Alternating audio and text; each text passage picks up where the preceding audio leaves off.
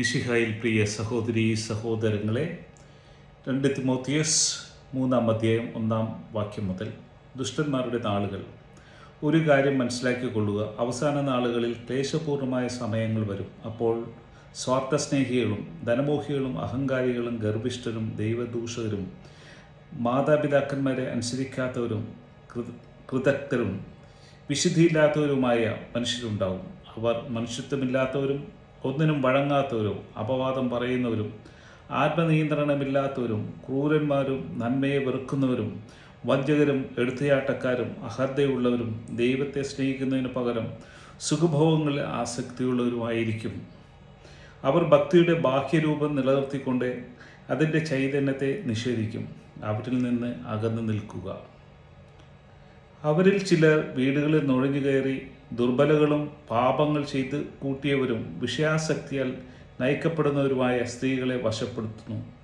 ഈ സ്ത്രീകൾ ആര് പഠിപ്പിക്കുന്നതും കേൾക്കാൻ തയ്യാറാണ്, എന്നാൽ സത്യത്തെപ്പറ്റിയുള്ള പൂർണ്ണജ്ഞാനത്തിൽ എത്തിച്ചേരാൻ അവർക്ക് കഴിയില്ല. യാന്നാസും യാംബ്രസും മോശയെ എതിർത്തതുപോലെ ഈ മനുഷ്യർ സത്യത്തെ എതിർക്കുന്നു. അവർ ദുഷിച്ച മനസ്സുള്ളവരും വിശ്വാസ നിന്ദകരുമാണ്, എന്നാൽ അവർ അധികം മുന്നോട്ട് പോവുകയില്ല. മേൽപ്പറഞ്ഞവരുടെ കാര്യത്തിലെന്ന പോലെ അവരുടെ മൗഢ്യം എല്ലാവർക്കും ബോധ്യമാവും. ഇന്ന് നമ്മുടെ സഭയിലും സംഭവിച്ചുകൊണ്ടിരിക്കുന്ന മൂല്യച്യൂതി ഇന്ന് എല്ലായിടത്തും പടർന്ന് പന്തലിക്കുകയാണ്. സത്യത്തെ നിഷേധിച്ചുകൊണ്ട്, കർത്താവായ യേശുവിനെ എതിർത്തുകൊണ്ട്, സഭയെ എതിർത്തുകൊണ്ട്, എന്നാൽ ബാഹ്യരൂപത്തിൽ വിശ്വാസികളെ പോലെ, വിശ്വാസ സംരക്ഷകരെ പോലെ അവർ നിലകൊള്ളുന്നു. എന്നാൽ അവരുടെ ഓരോ പ്രവർത്തനങ്ങളും നാം വിചിന്തനം ചെയ്യുമ്പോൾ നമ്മൾക്ക് മനസ്സിലാകും, അവർ സത്യത്തെ സ്നേഹിക്കുന്നില്ല.